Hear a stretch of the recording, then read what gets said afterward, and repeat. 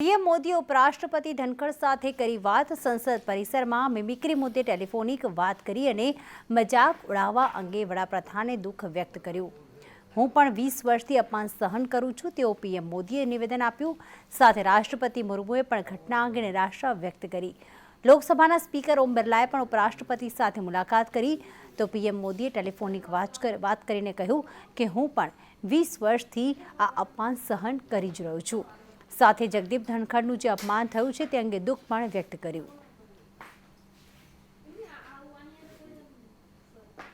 એનડીએના સાંસદોએ વિપક્ષે કરેલી મિમિક્રીનો વિરોધ કર્યો। સંસદની કાર્યવાહીમાં ઊભા રહીને એનડીએ વિરોધ નોંધાવ્યો હતો। પોતાની સીટ પર સાંસદો ઊભા રહીને કાર્યવાહીમાં ભાગ લીધો હતો। પ્રશ્નકાળની કાર્યવાહી દરમિયાન ઊભા રહ્યા એનડીએના સાંસદો સભાપતિના સન્માનમાં। એનડીએ દ્વારા આ નિર્ણય લેવામાં આવ્યો તેવું પ્રહલાદ જોશીએ નિવેદન આપ્યું તો રાજ્યસભાની કાર્યવાહી અગાઉ 2 વાગ્યા સુધી સ્થગિત કરવામાં આવી હતી।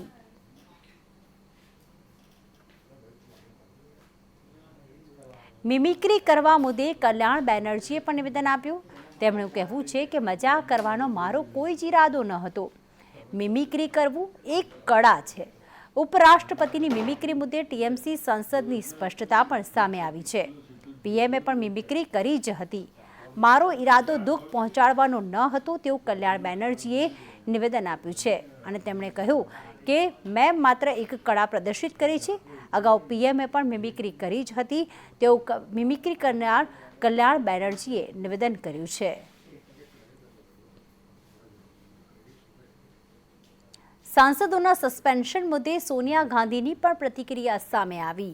કેન્દ્ર સરકાર પર સોનિયા ગાંધીના શાબ્દિક પ્રહાર આ ઇતિહાસ બદલવાનું ષડયંત્ર છે। કોંગ્રેસની સંસદીય દળની બેઠકમાં સોનિયા ગાંધીએ આપ્યું છે નિવેદન।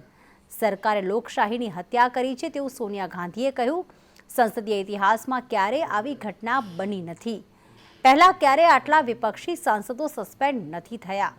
અમે ડરીશું નહીં અને ક્યારેય ઝૂકીશું પણ નહીં તેવું સોનિયા ગાંધીએ નિવેદન કર્યું છે અને તેમનું કહેવું છે કે ઇતિહાસમાં પહેલા આવી ક્યારેય ઘટના નથી બની। રાજીનામાની વાત પર વિમલ ચુડાસમાની સ્પષ્ટતા। હું કોંગ્રેસ પાર્ટીનો જ સૈનિક રહીશ તેવું વિમલ ચુડાસમાએ કહ્યું છે। હું કોંગ્રેસ છોડવાનો નથી। મને બદનામ કરવા અફવા ફેલાવાઈ રહી છે। કોંગ્રેસે મને ઘણું જ આપ્યું છે તેવું વિમલ ચુડાસમાએ નિવેદન કર્યું।